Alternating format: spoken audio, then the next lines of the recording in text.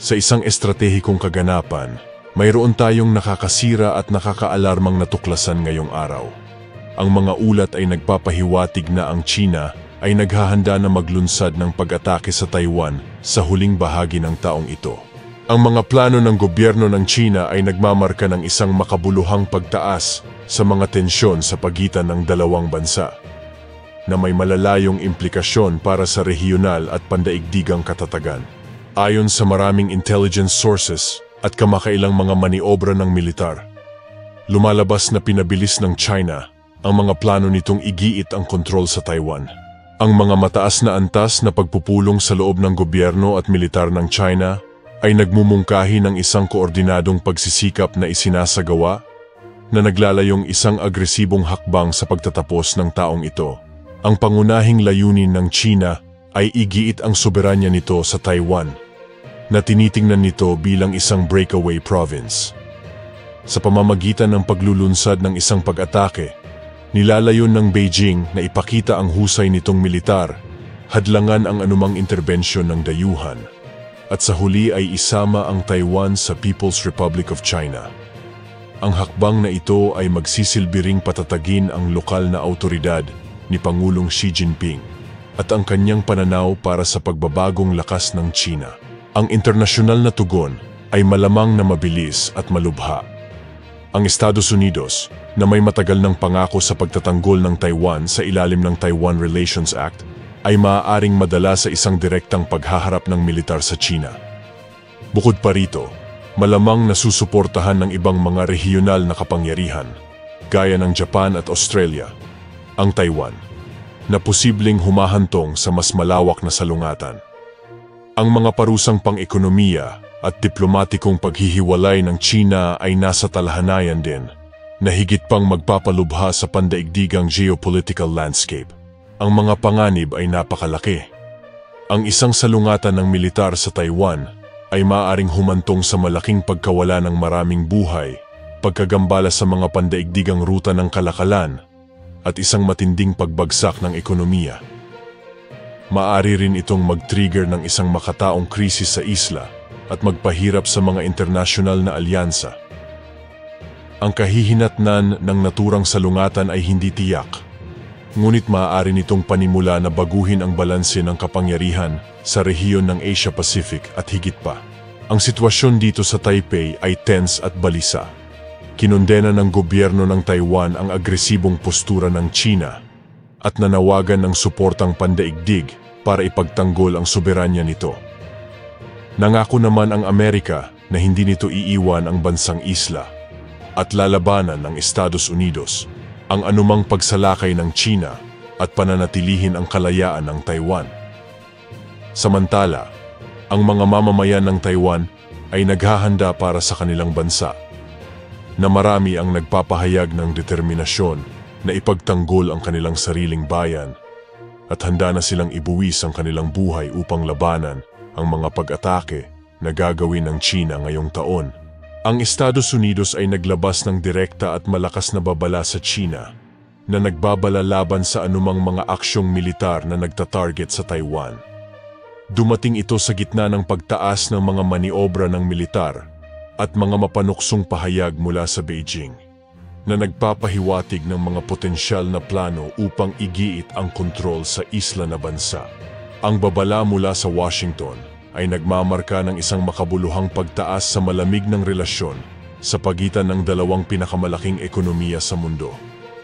Nilinaw ng Administrasyong Biden na ang anumang pagtatangka ng China na salakayin ang Taiwan ay sasagutin ng malakas at mapagpasyang tugon.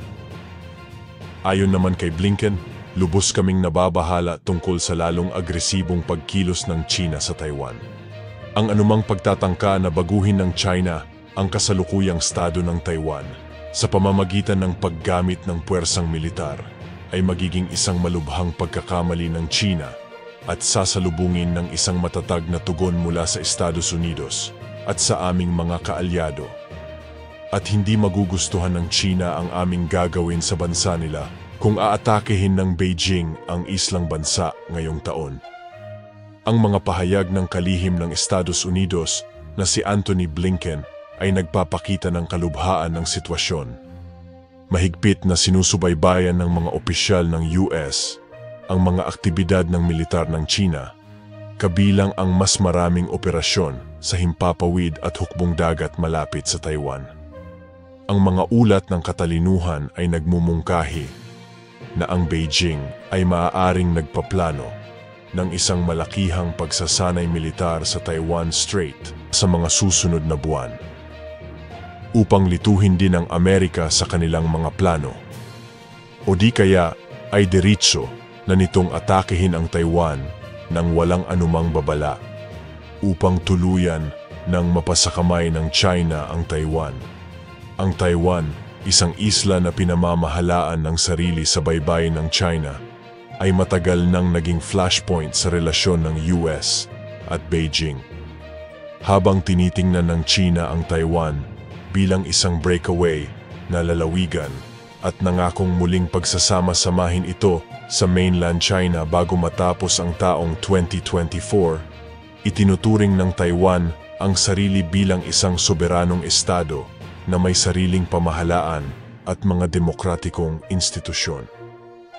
Ayon naman sa presidente ng Taiwan na si Lai Ching-te, kami ay nakatuon sa pagpapanatili ng kapayapaan at katatagan sa rehiyon.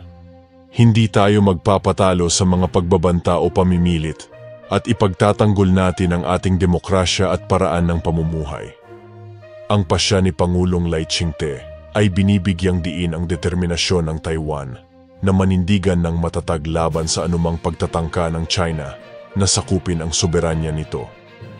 Inulit ng US ang pangako nito sa pagtatanggol ng Taiwan sa ilalim ng Taiwan Relations Act na nag-oobliga sa US na magbigay sa Taiwan ng paraan para ipagtanggol ang sarili. Ang mga implikasyon ng isang potensyal na salungatan sa Taiwan Strait ay malalim, hindi lamang para sa rehiyon kundi para sa buong mundo.